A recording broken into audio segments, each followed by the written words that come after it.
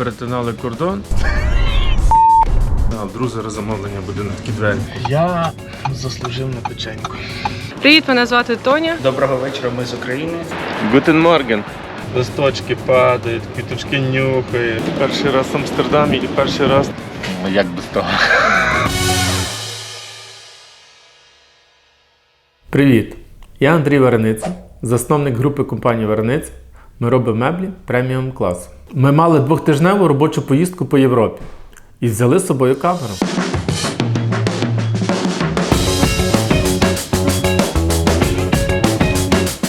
Їхали ми в цю поїздку під українським слоганом «Будь сміливий, як Україна».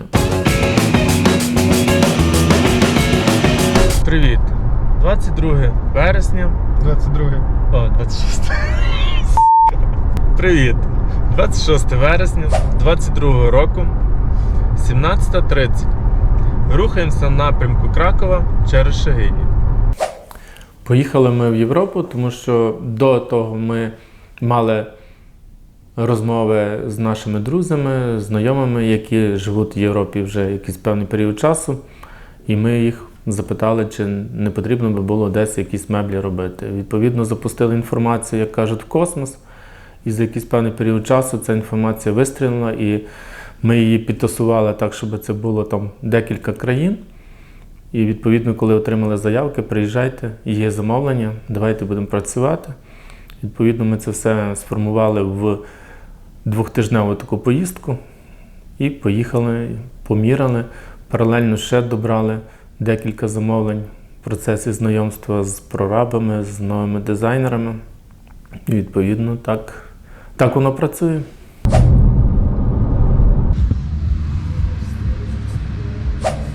Так виглядають, не скажу хто.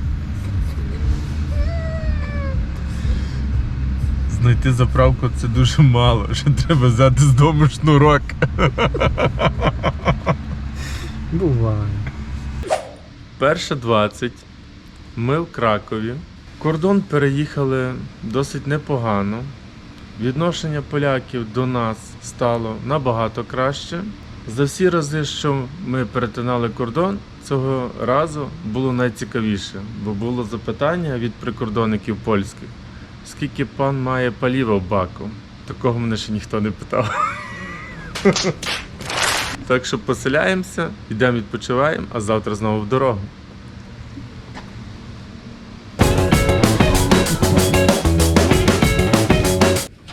Витягувач накладний.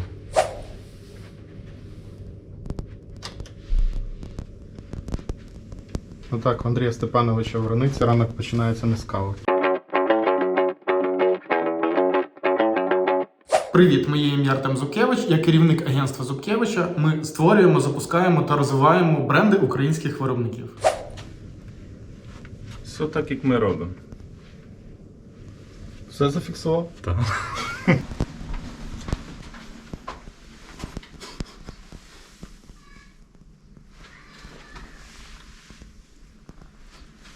Ми йдемо до того сніданку колись? Ще чуть-чуть. Друзі, замовлення буде на такі двері.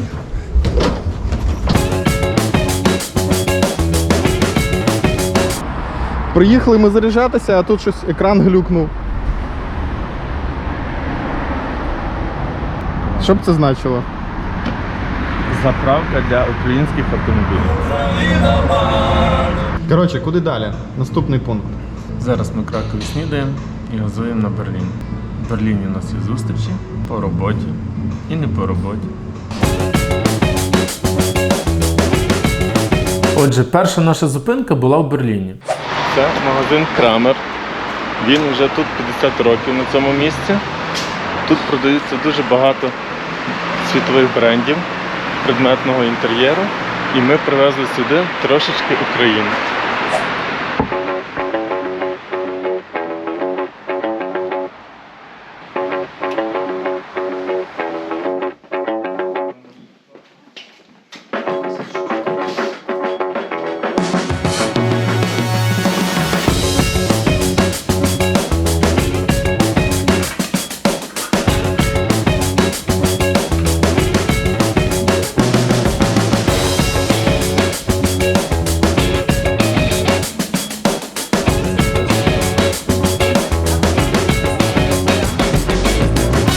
Як зустріч пройшла?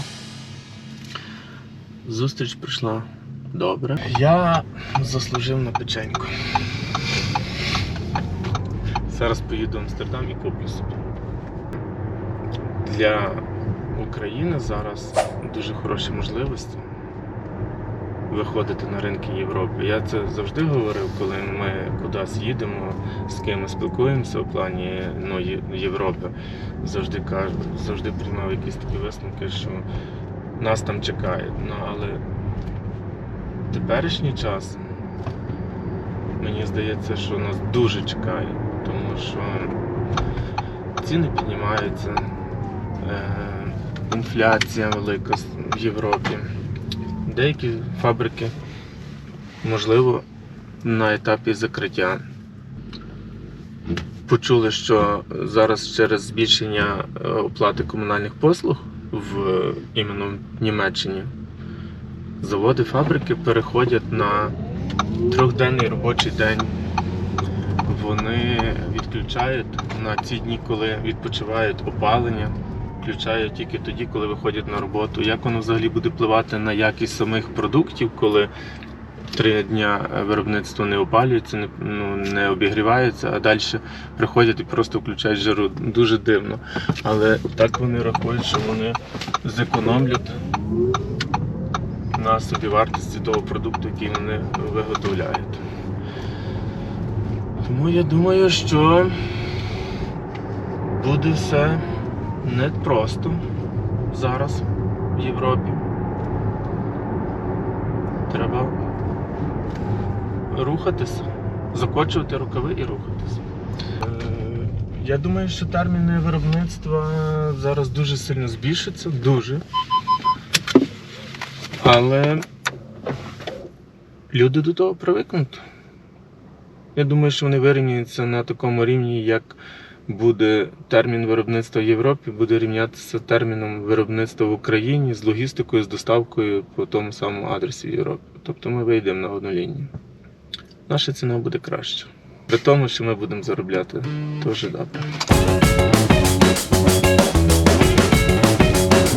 Рік тому це все відбувалося. Просто заїхали в Берлін. Мав одного друга, познайомився з ним, точніше подзвонив до нього. Він познайомив з іншими українцями, які там працюють. Поговорили. Вони нас познайомили ще з іншими. Завели в салон. Кажуть, подивіться, які класні меблі тут продають. І все, ми обмінялися контактами. На нас подивилися так цікаво, хто ми такі, що ми, звідки. І ми поїхали. А зараз вийшли знову з нами на контакт. Запросили в гості. Ми поїхали, зустрілися, поспілкувалися. Залишили наш стілець. Сподіваємося, що спрацюємося. І що, це так контакти лежали цілий рік, пилилися? Якщо чесно, я думаю, що їх взагалі викинули. Сказали, що знайшли нас в інстаграмі. Я кажу, то ми ж вам давали контакти. Вони кажуть. Десь вони загубилися, а потім, коли була потреба, почали шукати в інстаграмі і натрапили випадково на вас. А потім згадали, що ми їм давали контакти. Я думаю, що правда. Бо рік тому до нас було одне відношення, а зараз інше.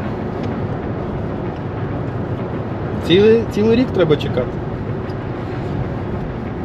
Я думаю, що дуже скоро нам за канали так деколи треба чекати, можливо, і 2, і 3.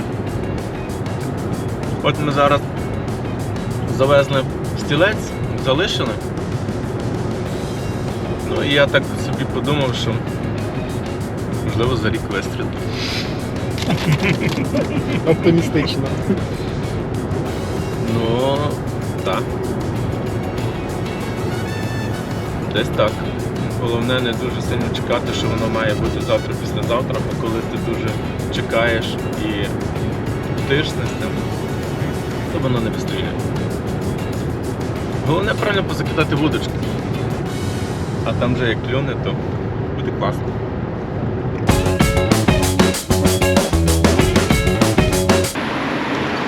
Доброго ранку, Андрій. Доброго. Йдемо? Пішли.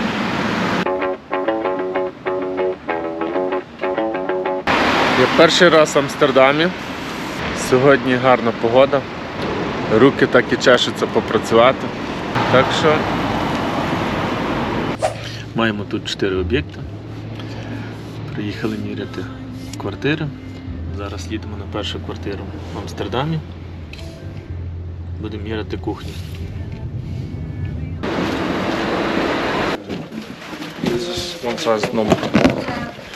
Так, ми приїхали на заміри першого об'єкту, на будівництво.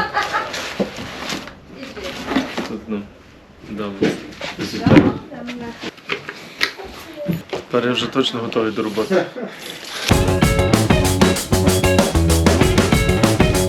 Перший раз в Амстердамі і перший раз на замірах на такому організованому будівництві. Зразу перші переваги новобудови в Амстердамі – це що робочий ліфт від початку будівництва.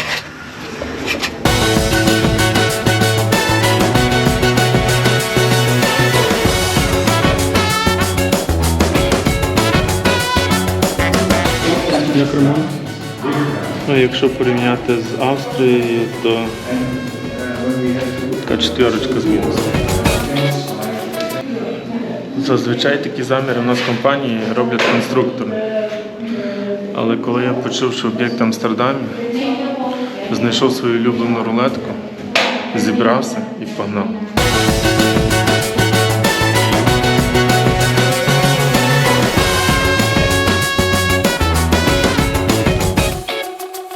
Перші враження від перших замірів в Амстердамі дуже позитивні. Настільки круто організована сама культура будівництва, що просто хочеться міряти і робити там меблі. Бо, напевно, є що розповісти, інсайтів купа. Емоції переповнюють.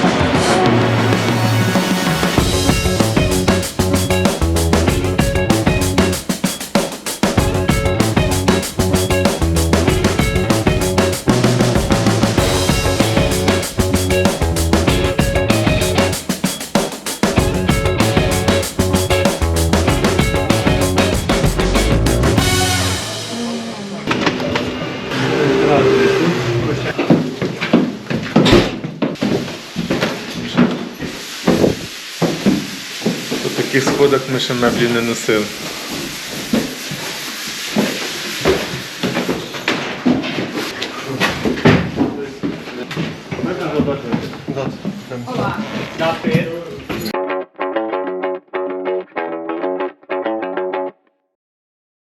Ми їхали конкретно міряти 2 об'єкти в Голландії. Ті, що вже дійсно були прораховані і що вже клієнти були погоджені. Решта там ще 2 були такі, можливо, визріють, можливо, не визріють, але ми їх тримали на поготові. Але як взагалі це все працює? Коли ми приїхали на один об'єкт міряти, дизайнер, який вів цей об'єкт, паралельно мав ще один об'єкт і каже, дивіться, я би хотіла, так якщо ви вже тут є, можливо, ви би ще заїхали на мій другий об'єкт, там теж треба небагато, там маленьку кухоньку і шафу, але можливо ви це нам зробите. Ми поїхали на наступний об'єкт.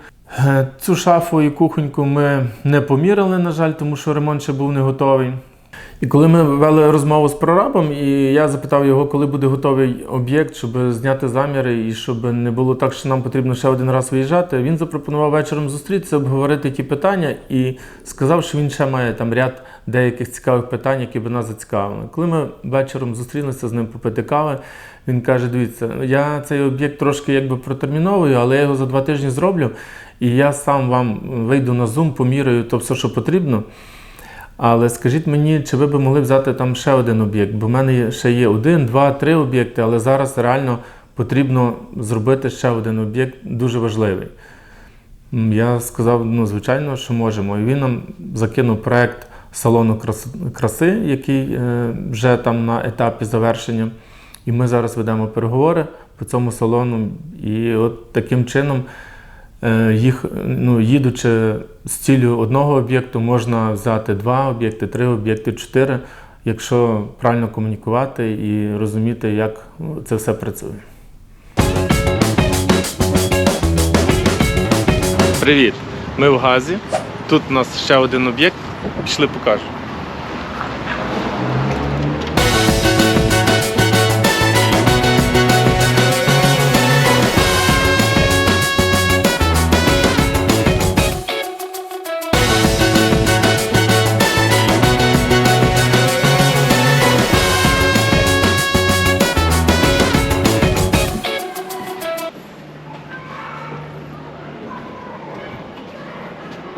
Загальний принцип, що ми стараємося не руйнувати оригінали, стараємося не руйнувати автентичні деталі. То з автентичних деталей тут є ось цей буфет за тебе, який ми хочемо зберегти. Їх теж практично всі вже зруйнували. І більшість, оце загальна історія до цих будинків.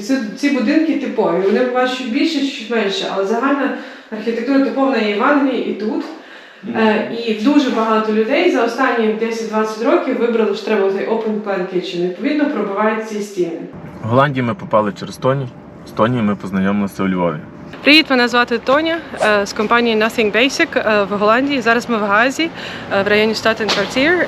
І сьогодні і вчора ми зустрічалися з представниками Варениця Мануфактур тут в Голландії, де у нас вже є ряд перших клієнтів, і це дуже класна для нас співпраця. Розкажу ще пару слів про Nothing Basic. Це новий бізнес, який я заснувала на цінності дім і комфорту дому. Трошки закладено в назву мої принципи і цінності також високої якості послуг і продукції. І з самого початку, коли я цим починала займатися, в мене не було плану працювати ексклюзивно з Україною. І, мабуть, його і зараз немає працювати ексклюзивно з Україною. Але з огляду на сьогоднішні обставини і на те, що в мене є коріння і зв'язки, і друзі в Україні, то дуже хочеться допомогти всім нашим. І я дуже рада вже існуючим у мене контактом з дуже талановитими українцями, і буду рада також новим знайомствам. Тоня зараз є наш представник в Голландії, серії Дуб. Нещодавно подзвонила, каже, слухай, є індивідуальне замовлення меблі, квартира. Будеш робити, не будеш? Кажу, звичайно, що буду. Каже, все, приїжджай на замір. Так ми опинилися в Голландії.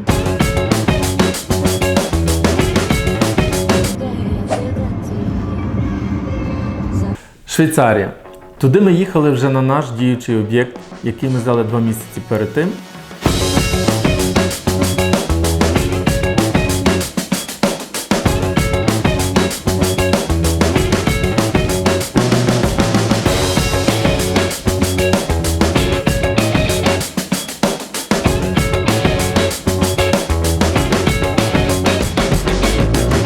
Ми знаходимося на березі Женевського озера, 17 кілометрів до Женеви.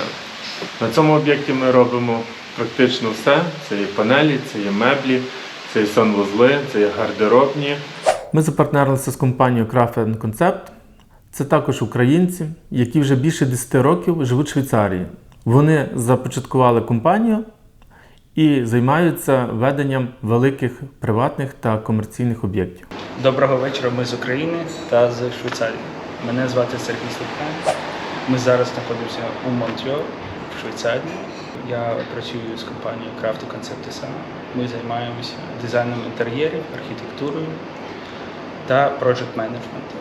Також ми беремо українські бренди, українських виробників і все, що Made in Ukraine, і ставимо тут, у Швейцарії. Ми запрошуємо українських архітекторів та дизайнерів та виробників меблів спрацювати з нами, щоб показати усій Європі, зокрема в Швейцарії, що таке Ukrainian quality і що таке Be Brave like Ukraine. Це перший у вас спільний об'єкт? Це вже третій об'єкт, але з такого масштабу це перший. Попередні 2 це були такі маленькі пробні. Я так думаю, що ми один до другого притиралися. Вони дивилися, що ми можемо, ми розуміли, також зрозуміли, чи ми можемо і що таке Швейцарія. А зараз це вже в порядку речей. Андрій, наші підписники цікавляться, так а що там по електрозаправкам в Європі? Ну, якщо так взяти детально, то по електрозаправках Європа починається з Чехії. Якщо це рахувати з України, то Європа починається з Чехії. Це є 150, 300, 350 кВт заправки. Польща дуже сумно, не знаю чому так. Вже нас в Україні почали ставити потужніші заправки, ніж в Польщі. В Європі можна їздити. Комфортно. Дуже комфортно. Сидиш собі, машину заправляєш, листочки падають, квіточки нюхаєш. Та що ти? Бомба! Ви ще в Амстердамі, Андрій? Ні, я вже поїхав, але Амстердам ще тримає. Щасливої дороги. Дякую!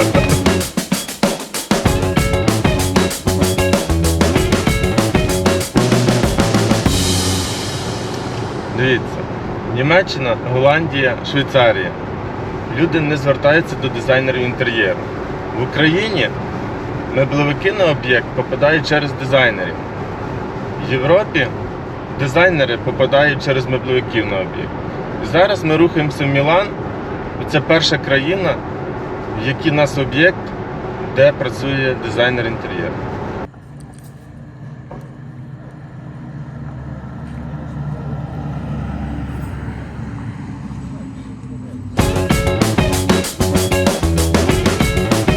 Buongiorno, signore.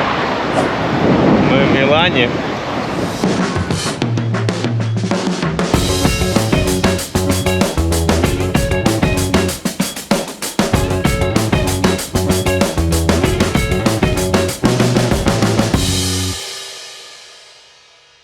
Італія.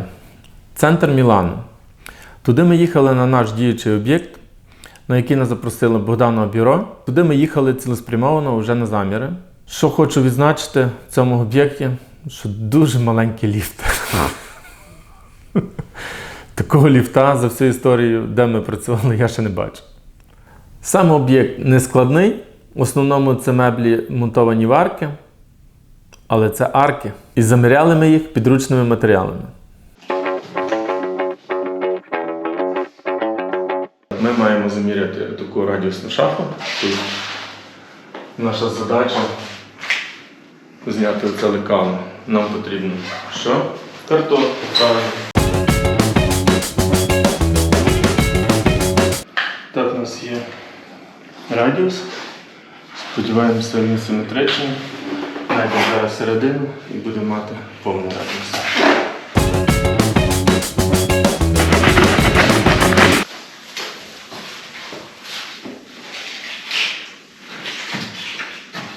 Італійський об'єкт нам прийшов з України, тому що Богданове бюро – це українська компанія, яка має клієнтів в Європі.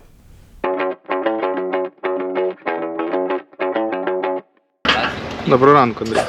Доброго ранку. Ви вчора були в Мілані. Так. Розкажіть, як там, що там. Український дизайнер в Мілані. І українські меблі будуть в Мілані. Ну, як без того? Я бачив, там вже є крісло Нум Так. Каті Соколової.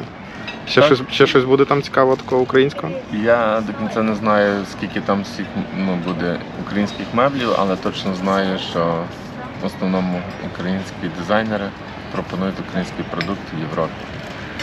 І це дуже круто. Особливо зараз. Особливо зараз, так.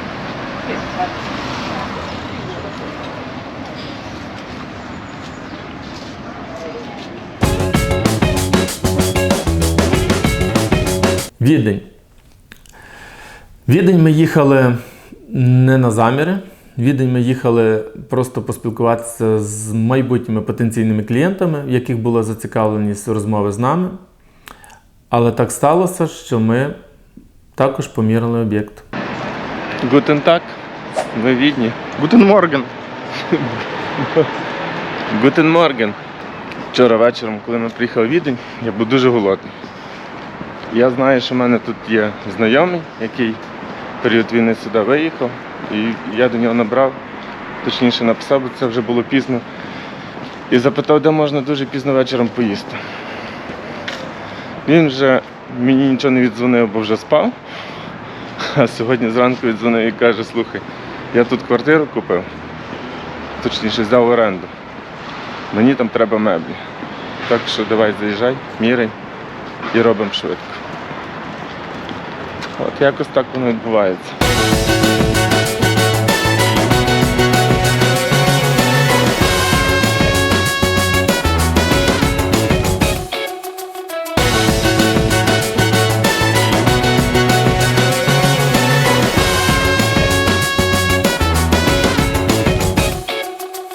Були тільки що на замірах, поміряли шафи в квартиру. Вартість оренди вже входила квартира з кухнею від компанії Nolte. І більше меблів нема. Ми заміряли шафи, також стіл будемо туди продавати. Як ми домовилися про зустрічі з зацікавленими клієнтами Відні, ми віримо в це, що випадкові зустрічі не випадкові.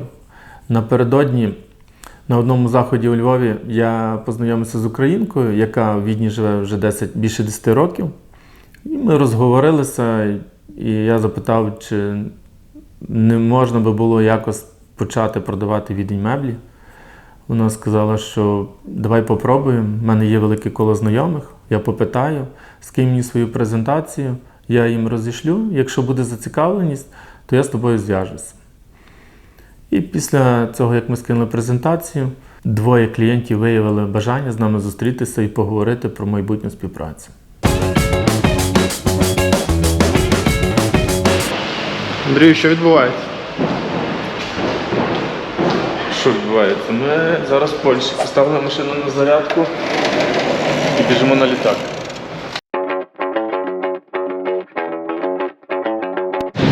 Я вже забув, як політати.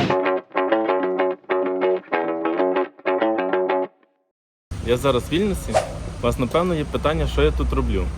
Використовуючи можливість перебування за кордоном, вирішили ще злітати в Литву. У нас там були деякі переговори відносно бізнесу, про які я зараз говорити не можу, але всьому свій час. Позаду 5200 кілометрів. Ми вдома. Що я хочу сказати загалом? Результатами нашої поїздки я дуже задоволений. І основний з таких інсайтів, які би я хотів підкреслити, що не потрібно боятися і стидатися того, що ви робите, і розповідати це в всіх своїх соцмережах з своїми друзями, ділитися зі всіма. Тому що багато людей, які можуть бути вашими потенційними клієнтами, просто не знають, що ви робите і що ви можете це робити за кордоном. Тому не стидайтеся, не бійтеся, говоріть, і у вас будуть клієнти. А потреби в українському продукті там дуже великі. Основна така цікавий зворотній зв'язок з Голландії, коли ми познайомилися з тим прорабом, він просто посміхався і казав, як круто, що ви до нас приїхали, тому що найдальше, хто в Голландію заїжджав, це поляки. І мені дуже шкода і дуже дивно, чому українці не можуть доїхати до Голландії. Тут є величезний потенціал для меблів, для роботи українців. Тому вперед, і все буде круто. 3 кроки, які потрібно зробити, щоб отримати клієнта за кордоном. Перший. Українська асоціація меблевиків. Прямо зараз візьміть слухавку, зателефонуйте і взнайте, які є можливості для вас. Вони організовують спільні стенди на європейських виставках, зустрічі з байерами, і там ви точно можете знайти свого клієнта. Друге. Ідіть вчитися. Є бізнес-школа Smart People. У них є школа управління меблевим бізнесом. Вони організовують екскурсії до нас та інших меблевиків на виробництво, щоб поділитися досвідом. Наш маркетолог Артем, з яким ми їздили в цю поїздку, викладає маркетинг, де розповідає, як все влаштовано. Слухайте людей, які відкрито діляться своїм досвідом, наприклад, на відкритих подіях в Kaizen Україна. Третє. Розповідайте всім, що ви робите. Пишіть сторіс, беріть телефон, дзвоніть до своїх друзів, кажіть, що ви вмієте, що у вас найкраще виходить. Поки ви цього не будете говорити, ніхто про це не буде знати. Купуйте електрокари, особливо якщо це марка Audi. Будь сміливий, як Україна.